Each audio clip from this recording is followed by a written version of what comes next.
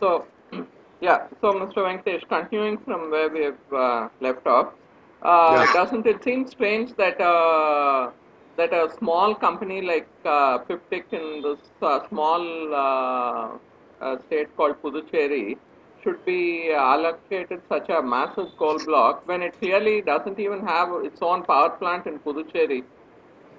Yeah, what you say is right, but what you say is also wrong in a way that if you call PIPDIC as a small company, Hmm. I shudder to think what you will call JR Powergen, which is a much smaller company. And JR Powergen in turn enters into an MOU for setting up 1980 megawatts Hmm. of coal plant in Orissa. It's an Hmm. 8-page MOU available in the internet. Now, on one hand, it has got coal from PIPDIC. On the Hmm. other hand, it enters into an MOU with Orissa government. And based on these two things, it goes about selling its shares, obviously at a premium. I'm not suggesting it is at a premium.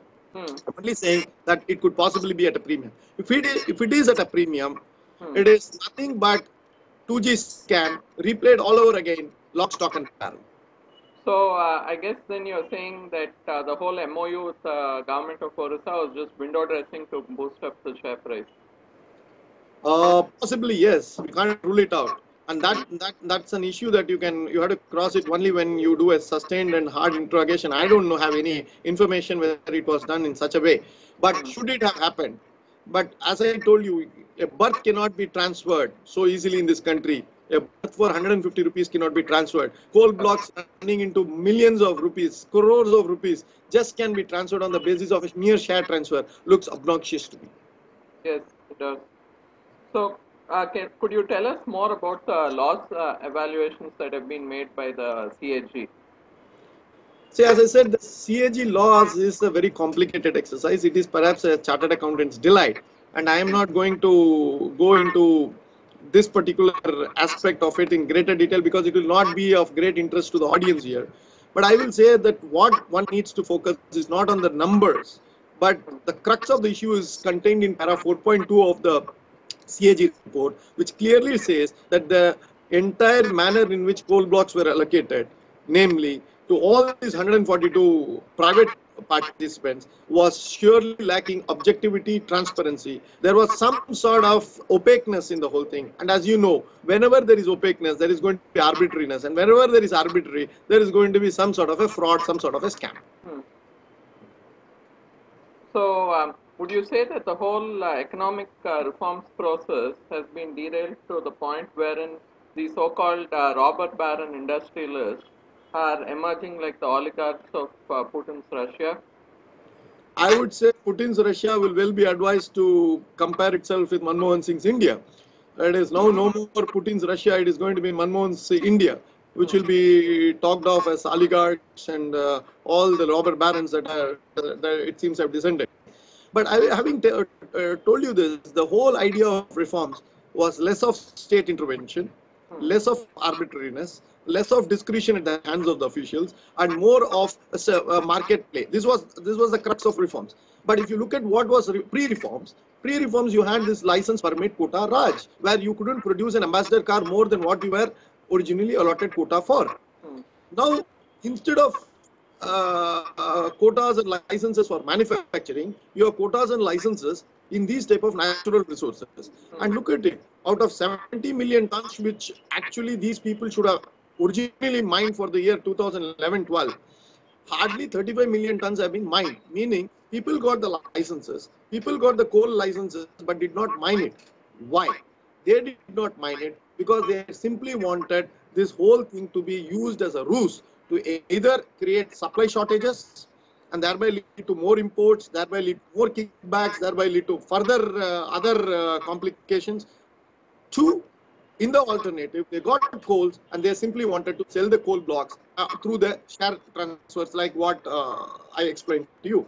Yeah. Either way, it's a very dangerous situation. We are returning back to the pre-legalization era, wherein we are once again going back to state intervention. We are once again going back to depend on the license era. We are once again going back to discretions, quotas. So what I feel and what I'm telling in my writings is that whatever was given to us by the finance minister, Dr. Manmohan Singh, Prime Minister Dr. Manmohan Singh is taking it all back. We are rolling back the reforms process. We are rolling in the reforms process in the economy.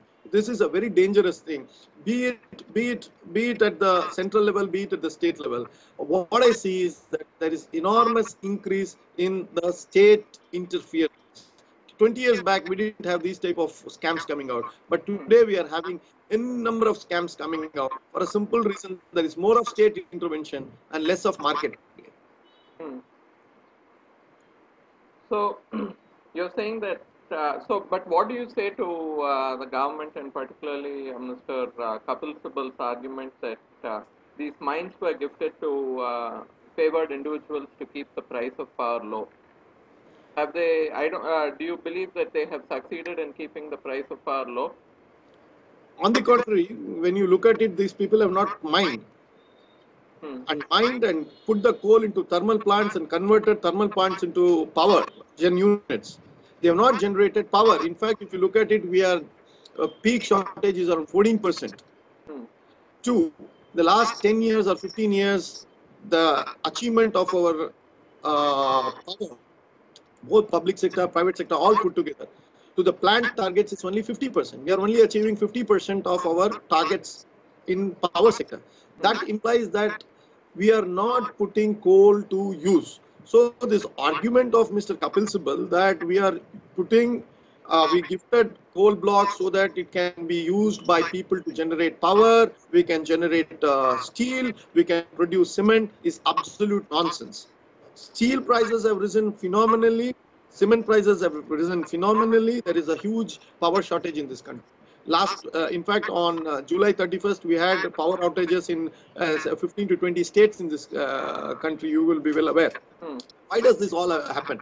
This happens because we are not able to mine coal. And why do we not mine coal? Because we are not giving to the actual users who want to use coal. Instead, we are giving it to, cronies in who have extraordinary relationship with the government, ministers' brothers, ministers' son, who are all not interested in mining. They don't know how to mine coal. They are not interested in mining coal. They are not interested in setting up a power plant. They do not know how to set up a cement plant. They have no idea of setting up an iron and steel plant. Instead, they know only one thing: get a letter on the left hand, sell the letter on the right hand, make a premium, and without that premium, you don't get the coal allocated. So the market is perforce forced to buy coal at an exorbitant premium, because unless you get coal, you can't set up all the three industries that we were talking about: cement, steel, or power plant.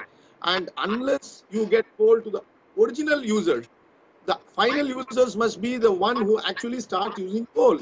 And today we have a situation where the final users are not getting allotted. This is only the intermediary. The intermediary profits by creating an artificial supply demand shortage. And this is the crux of the issue. And this is where I think Manmohanomics has come a full circle. It started by telling us that liberalization era will do away with shortages. Instead, it has created artificial shortages. I am sorry to say that today we are in a very, very different and difficult path. And it will take another dose of reforms, a huge dose of reforms, to clear the mess that Dr. Manmohan Singh has created. Yes, it is unusual that although we have the largest coal reserves in the world,